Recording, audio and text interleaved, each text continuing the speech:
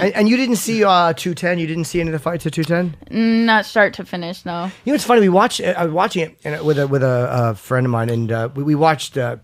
You know, the biggest controversy, of course, was Gegard Mousasi and Chris Weidman. Chris won. Matt, you were there. Chris won the first round of that fight, I thought. We talking about it now? I think we should for a minute, because you know the controversy. It's a big mess. I mean, these are the type of things that happen with these new rules and with no replay. And you know, you're not supposed to have a replay in New York. You're not supposed to. Right. So this is my problem. First of all, it was such an exciting fight. It was an exciting fight. Did you see it, Rose?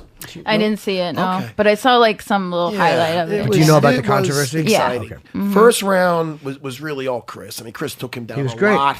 He was looking pretty great. effortlessly. Second round, Gegard was coming out strong in the beginning. Was Chris tired in that round? He looked like he might be a little tired now. Now, Chris, I mean, I don't know how Gegard was, but I think he was looking. Who knows? Look, Chris was good. Okay, Chris was good as far as he could fight 5 rounds easily, but so then it started off with a little flurry where it looked like Chris. Oh man, Gegard's on him. He survived that. Got him down again and ended up passing his guard where before the butterfly guard was giving a little bit of trouble for Chris. Gegard's really well rounded. I really and nothing but respect for Gegard Mousasi. I enjoyed him, his fights. I'm a fan of his fighting, and even a bigger fan now. And he's a classy guy, and I really I like the guy. But so then what a round. Chris ended up mounting him, taking his back to mount. It got back up, and he ended up in the position where he's on all fours. It might have been off of he went to do a takedown. I'm not sure exactly how he got there. Again, I didn't see the fight again. I just seen it. You watched it that once from the corner.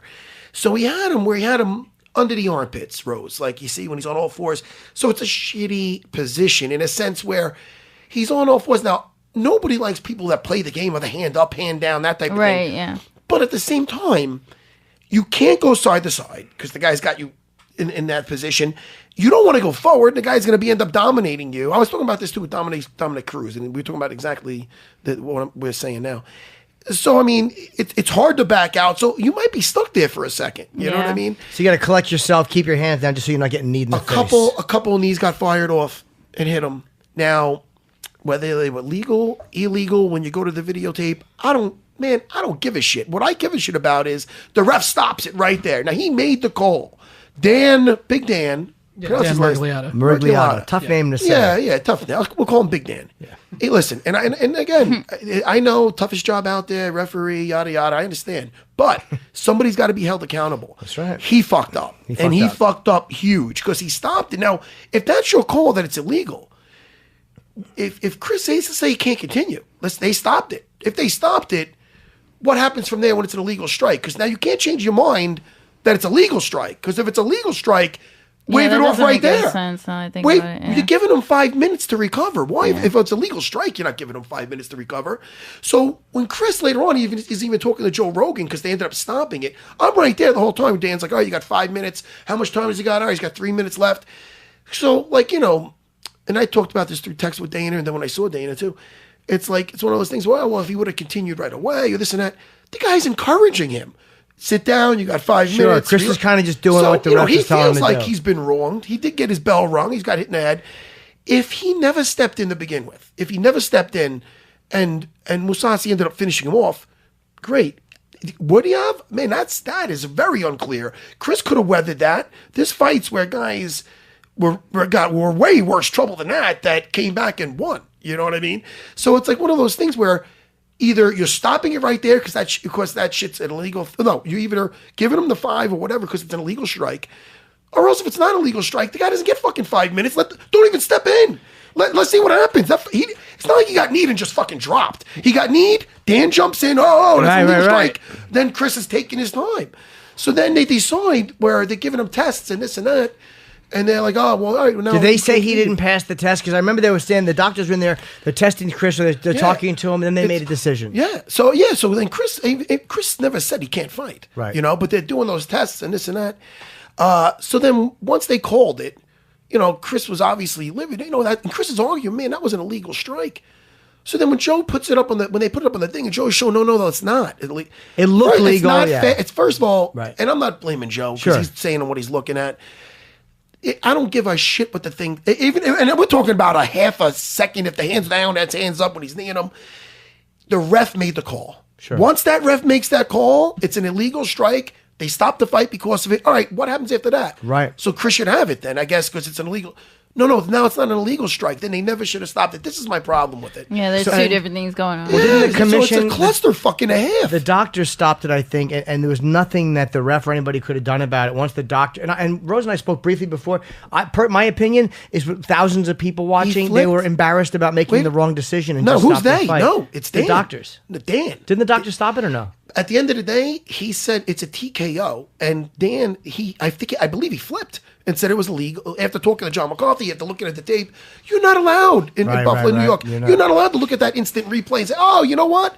I was wrong. You're wrong. Fucking eat it. You eat it. You fucking eat it, bro, because you made the mistake. Now my guy's suffering because of your bad call." Well, now Uriah's even saying, and again, he's the one that sent it out, that it looks like now it really actually was an illegal strike. Yeah, but I mean, it looks like the ref made the right call the first time. Now, and even if but the fact of the matter is, he made that call. Right. Stand by it. Agreed. Big John McCarthy made a couple of rough calls. I mean, he's great. He's great, Big John McCarthy. I remember with Matt Lindland versus Murillo Bustamante, he stopped the arm lock. Murillo had him in an arm lock. He broke the grip, got it straight.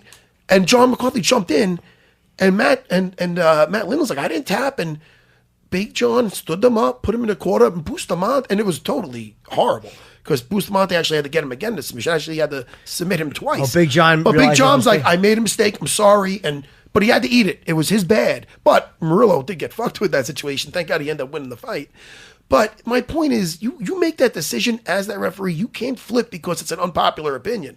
Or there's some it's a legal strike. Oh, I fucked up. It's a legal strike. Sorry, you lose. No, man. Should have put him back in the It's wrong. position. What do you think happens? Is there an wrong. appeal and it just becomes a no contest? I don't know. But I'm not even a sore losing type of dude. They definitely should run it back again. They should do a rematch, I think they will. That's exactly what I think should happen. Yeah. And first of all, why not? It was an exciting ass fight.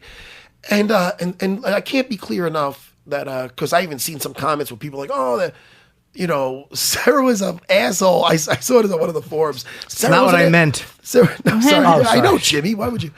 And because that we weren't cool to the other corner, I shook Mousasi's hand right away. Obviously, we're disappointed with how shit goes down. But man, I have nothing but respect. I seen those guys later on downstairs by the bar. Mousasi and his whole camp, I got nothing but respect for. And there's, it's not his bad. I mean, that guy's they're locked in a cage. They gotta fight. I don't give a fuck if it was if you fire off a knee like that, you're in the midst of battle. I hold nothing against that guy. Yeah, he didn't do anything wrong. He's an awesome guy. Always protect yourself. Yeah, exactly. Mm-hmm. But at the same time, the ref fucked up. I can't say that enough. Yeah. And it's really hard for me because now my guy is, now I mean you got a guy, and this is my personal opinion that I feel could be a 2-division champion. I feel he could. That's how much I hold how high in regard I hold this guy's skills. He's really Chris or Gegard? Chris Weidman. Okay. Well, I mean, Gegard, listen, you can make it. Gegard's awesome too, But I'm talking about like my guy right now. I feel Chris is that fucking good. So for him to have 3 losses in a row is just it's really mind blowing. And he's only kind of fought poorly in one fight against Luke Rockhold. I mean, he was winning against fucking Yoel Romero, and then he catches that knee on a bad shoot, and then he was winning again last night. Yeah, although I think last night, 2 nights. Musasi looked good in the second round, but in that first round, Chris dominated him really, really. Surprised. I was surprised. He looked good listen, he looked good all around. I'm not attacking the guy. Yeah. But that round, he started off like a beast. And then Chris got him down, mounted him. I mean, he survived. Listen, they survived that. Vita Belfort got mounted by Chris, and it's a wrap. You know what I mean? Right. He got mounted. God, yeah. Mousasi is listen, the guy's a warrior. We talk about those guys that just have that, they don't have that off button where you have to really put him out. Like that guy, Chris had him in bad positions. You got to literally put that guy unconscious. You know what I mean? Like there's guys like other guys, you get them in a bad position, they might say, "Hey, all right, I tried." Say fucking tap out. Yeah. You know what I mean? But so I can't say enough about Mousasi. It's more of, and again, Big Dan, I know you got a rough job, but you got to stick to you got to man up and stick to your decision. Right. Because Dan you can't Miragliotta, flip-flop. the big ball guy, the right? big guy from he made bad call and I shouldn't say bad call, but because it ended up being confusing stop it or like communication with when Pat fought Cheick Kongo, because as he was hitting Cheick Kongo, he was like kind of coming out, or he was falling out.